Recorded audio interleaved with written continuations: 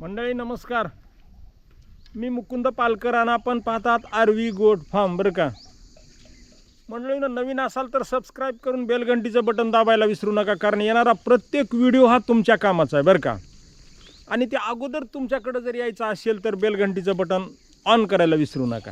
आवडला तर लाईक करा, वाटलं एखाद्याला शेअर करू वाटते शेअर करा. बरं का, आता ह्या 2-4 दिवसामध्ये 2-3 दादाचे एक जरा मेजर प्रश्न होते. बरं का, काही अडचणीचे प्रश्न भयानक होते. त्याच्यामधलं लोखंडे सरांचा एक प्रश्न आहे. बरं का, की मी तुमचे व्हिडिओ बघून शेळीपालन सुरू केलं, त्याच्यानंतर 2 शेळ्या आणल्या, त्याच्यानंतर एक गाभण आणली, एक जनलेली आणली, आणि त्या दोन्हीचे बी पिल्ले त्यांच्याकडून मेले. मग पिल्ले मेल्यानंतर परत त्यांनी दुसरे 1-2 पिल्ले आणले. बरं का, आणि पुन्हा ते बी पिल्ले मेले असं त्यांचं म्हणणं आहे. तर तुम्हाला एक सगळ्यात महत्त्वाचा मुद्दा सांगतो, आणि ते एक म्हणजे सगळ्यात अवघड मुद्दा. बरं का, की पिल्ले का मारतात. तर पिल्ले मारण्याचे 1-2-3 प्रश्न आहेत दादानो. बरं का, पिल्ले अजिबात मरत नाहीत, हे मनातलं पहिलं काढून टाका. आलं लक्षामध्ये. पिल्ले कधी मारतात, जर तुम्ही पिल्लांची काळजी व्यवस्थित, फक्त गाभण काळातला 1 महिना आणि त्याच्यानंतरचा 1 महिना खलास, पुन्हा पिल्लू तुम्ही दगडावर आपटिले तरी मरत नाही. ह्याचं कारण सांगतो. बरं का, पिल्लू मरतंय कसं, एक तर अशक्त जे पिल्लू जन्मलं तर एक मरतंय. त्याच्यानंतर जन्मल्यानंतर त्याची योग्य जर काळजी घेतली नाही, आपण बरेच व्हिडिओ बनवले, त्याच्या जर नाळेला तुम्ही आयोडीन नाही लावलं, त्याला जर थंड वाजायला लागली, त्याला ऊन लागायला लागलं, त्याला पावसात भिजलं, अशा सगळ्या वातावरणानुसार जर तुम्ही ते सांभाळलं तर पिल्लू अजिबात मरत नाही. त्याच्यानंतरचं दुसरं कारण सांगतो. आता जर तर सांगायलो बरं का, तुम्हाला लय बुडातून सांगत बसत नाही. त्याच्यानंतरचं सांगतो तुम्हाला. कधी कधी काय होतं बघा, की पिल्लू जन्मल्यानंतर दूध कमी जास्त पिते, आणि कमी जास्त दूध पिलं ना, मग त्याच्या पोट फुगणे म्हणा, पोटात गाठी होणे म्हणा, मग त्यासाठी तुम्हाला ग्राय वॉटर पाजावं लागते. बरं का, 15 दिवस थोडी काळजी घ्यायची. पिल्लू जास्त दूध नाही पिऊ द्यायचं, जास्त पिलं तर संडास लागते, मग संडास लागली तर काय करायचं, ह्याच्यावर पण तुम्हाला इलाज सांगितला आहे. जास्त सांगत नाही. जन्मल्यानंतर फक्त मी म्हणतो 15 दिवस तुम्ही पिल्लाची थोडी काळजी घ्या. फक्त 15 दिवस थोडी काळजी घेतली ना, पिल्लू तुमचं अजिबात मरत नाही. आणि पुन्हा अजून सांगतो, जर पहिलं पिल्लू मेलं तर दुसरे पिल्ले कुणाचे बी आणून अजिबात त्या शेळीला पाजू नका, त्याचा तर मेळच लागत नाही. जमलं तर जमतंय, नाही तर भानगड होऊन बसते. कारण काय असते, तुम्ही आणलेले असतात बारीक, ह्याचं दूध असते वेगळं. कारण निसर्गानं असं बनवलेलं आहे दादानो, ज्या त्या वयामध्ये लहान पिल्लाला कवळच दूध, थोडं मोठं झालं की पुन्हा थोडं निबर दूध, ह्या त्याच्या प्रकृतीनं बनवलेलं आहे. आपण त्याच्यावर मात करणं चुकीचं आहे. तर थोडी जर पिल्लाची काळजी तुम्ही घेतली, माझे बरेच व्हिडिओ आहेत, पण मी आता जे ओझरतं सांगितलं त्याच्यामध्ये बी जरी तुम्ही काळजी घेतली ना, पिल्ले मरत नाहीत. त्याच्यानंतर एका दादानं सांगितलं बघा, की तुमचं जे तुम्ही जे सांगता पिसवाला औषध, की तुमचं हिंडॉल नावाचं पावडर, हे जर शेळ्या चाटतात का दादानो, हे शेळ्याच्या अंगाला लावलं तरी शेळ्या चाटीत नाहीत. माझा अनुभव सांगायलो बरं का मी. आता एखाद्या शेळीनं चाटलं तर एखाद्या वेळेस सरासरी शेळ्या चाटत नाहीत.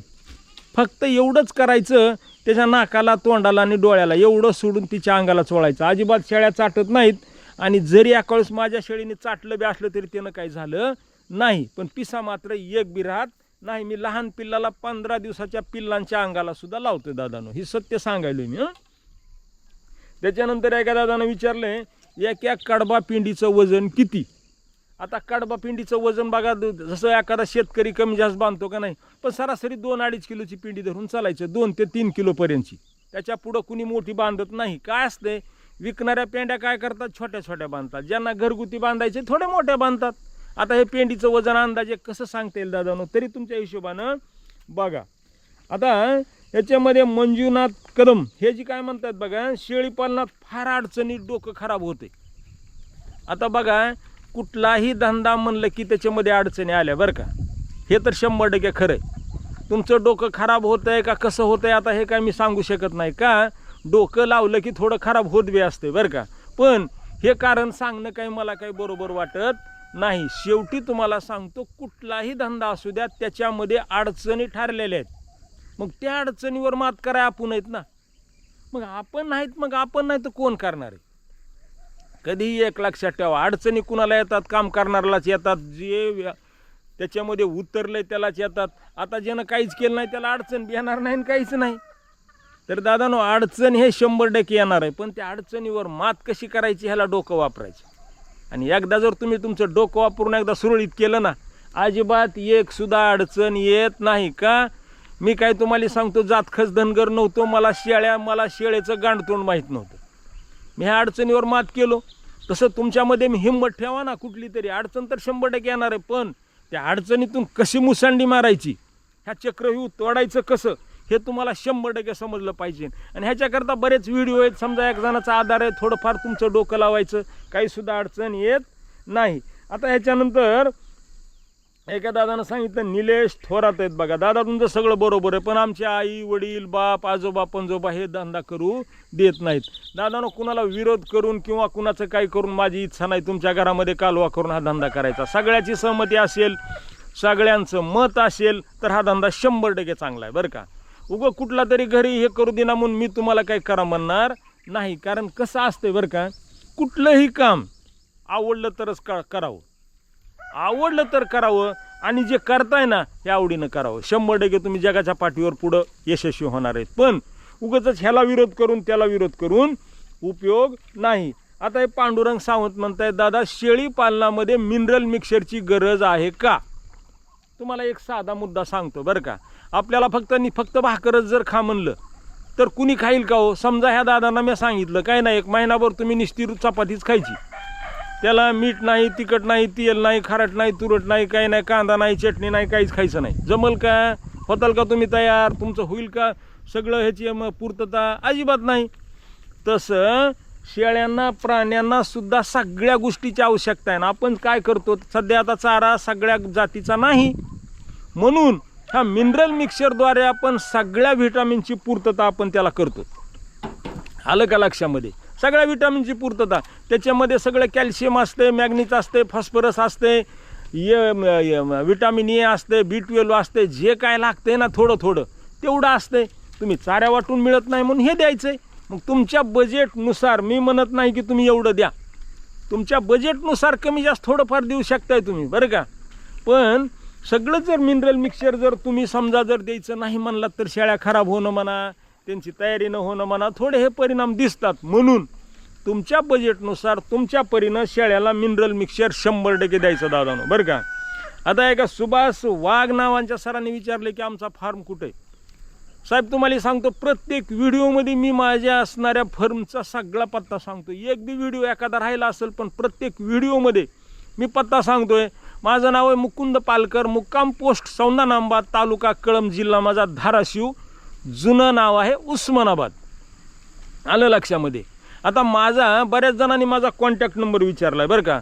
माझा कॉन्टॅक्ट नंबर आहे 7057900033. पण एक काळजी घ्यायची, माझा दिवसभर मोबाईल सायलेंट असते. संध्याकाळी 9 नंतर मला कॉल केला तर मी 100% तुमचा फोन उचलू शकतो. दिवसभर कुणीही करण्याचा प्रयत्न करू नये, कारण माझ्या मागे दादानो बराच व्याप आहे. म्हणून ज्या दादांना अडचण असेल त्यांनी 9च्या नंतर मला कॉल करावा. मी त्यांची 100% मी त्यांची शंका 100% हे करतो. आलं लक्षामध्ये? आता एके दिवशी मी काय केलं तर 9 ते 10 कार्यक्रम ठेवला होता की डायरेक्ट त्यांना फोनवर बोलायचं.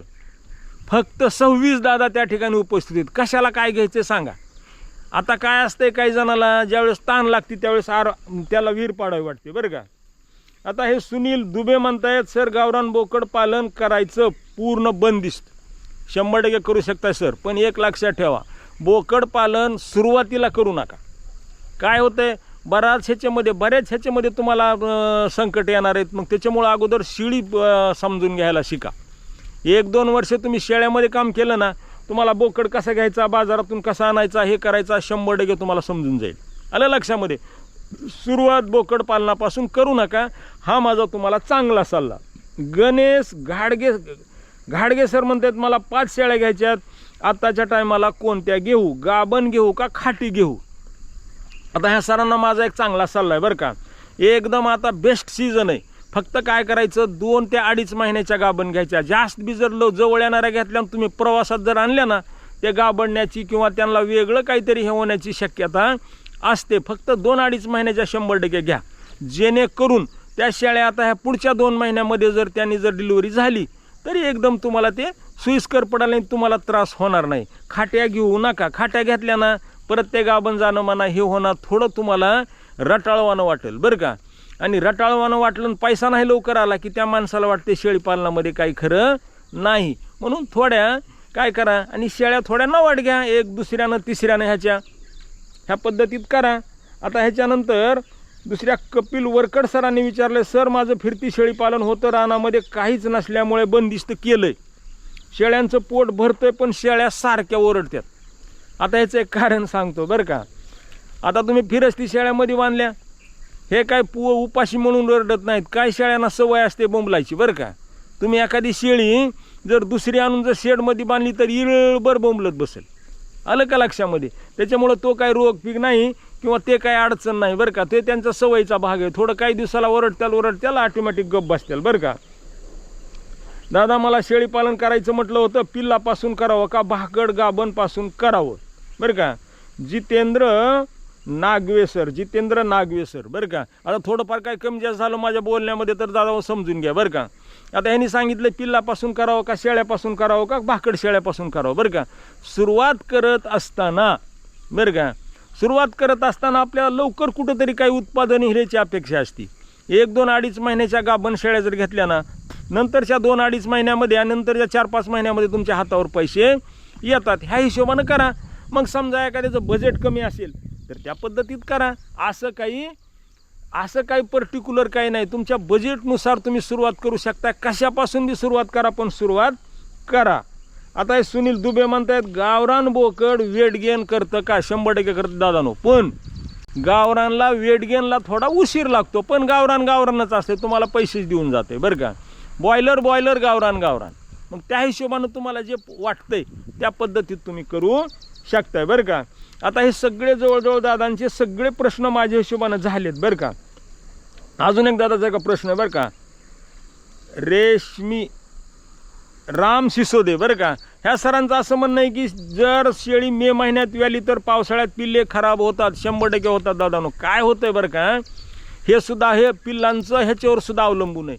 कधी काय होतंय वातावरणानुसार त्या पिल्लांची वाढ होत असते. आणि पावसाळ्यामध्ये इतकं वातावरण गढूळ होतंय की कधी मॉइश्चर येतंय, कधी पाऊस येतंय, कधी थंडी येते, कधी गार हवा येते, कधी आती कडक ऊन पडतंय. ह्यामुळं पिल्लं आणि पुन्हा पावसाळ्यामध्ये शेळ्यांना दूध कमी येते. सगळ्यात मोठा मुद्दा, ह्याच्यावर थोडं लक्ष द्यायचं बरं का. त्याच्यामुळं पावसाळ्यात थोडेफार पिल्ले खराब होतात. ते काय ह्याच्यामध्ये काय हा मेजर प्रश्न नाही. फक्त एक करायचं, पावसाळ्यामध्ये पिल्ले पावसात झोडपू द्यायचे नाहीत, काहीच होत नाही. पुन्हा आलं लक्षात. थोडी शेळी खराब राहिली चालते, पण शेळीसुद्धा पावसामध्ये भिजू द्यायची जास्त नाही, काहीच होत नाही. थोडी काळजी घ्या, थोड्या त्या ह्याच्यावर मात करा. कशानं झालं ह्याच्यावर शोध लावा. तुम्हाला सांगतो शेळी पालना इतका सोपा धंदा खरेनच नाही. फक्त काय होतंय, माणूस अडचण आली की त्याच्यावर न डोकं लढवता त्याला म्हणते झटकून देते, काही खरं नाही. हे असं कधीच म्हणायचं नाही. एकदा तुमच्या डोक्यामध्ये निगेटिव्ह नकारार्थीनं घर केलं, ज्योतिषी कुठला बी आणा निघत नाही पुन्हा बरं का. त्याच्यामुळं कधीही पॉझिटिव्ह सकारात्मक विचार करायचा. जे झालंय त्याच्यावर का झालं हा विचार करायचा, त्याच्यावर मार्ग कसा निघेल हे विचार करायचा. 100 जणाला विचारायचं, आपलं त्याच्यात डोकं लावायचं. पण एखाद्याला म्हणाय नाही होतच नाही असं जर तुम्ही म्हणलात, जगाच्या पाठीवर कुठलंच औषध नाही पुन्हा तुम्हाला नीट कराय. आलं का लक्षात. त्याच्यामुळं अपयश येऊ द्या. एखादी मुंगी झाडावर चढताना 100 बरा खाली निसटती बघा, 100 वेळेस, पण ते वर चढतीयच. तसं तुम्हाला 100 वेळेस तुम्ही खाली निसटताल बरं का. मी म्हणणार नाही एकाच वेळेस, 100 वेळेस तुम्ही खाली सरकताल. पण मी तुम्हाला लिहून देतो, ज्या वेळेस तुम्ही 101 वेळेस वर चढताल का नाही, जगाच्या पाठीवर तुम्हाला कोणी खाली वाढणार नाही पुन्हा, हे लक्षात ठेवा. आलं लक्षामध्ये. मग तेवढा तुमच्यामध्ये संयम पाहिजे, तेवढं तुमच्यामध्ये डोकं पाहिजे. बाकी तुम्हाला पैसा कमी जास्त असेल नसेल बरं का. शेळीपालनामध्ये पैसा काम करीत नाही. शेळीपालन म्हणण्यापेक्षा कुठल्याही व्यवसायामध्ये काम जर करत असेल तर फक्त आपलं डोकं, ह्याच्यावर तुम्ही काम करा. वाटलं अजून एखादी काही अडचण वाटली मला कॉमेंटमध्ये विचारा, मी तुम्हाला सांगतो. आलं लक्षामध्ये. मी तुम्हाला 99.99% मदत करण्याचा प्रयत्न करतो. काहीसुद्धा शंका घेऊ नका. आलं लक्षामध्ये. वाटलं एखाद्याला शेअर करू वाटतं शेअर करा दादानो. भेटू पुढल्या व्हिडिओमध्ये. तोपर्यंत जय हिंद.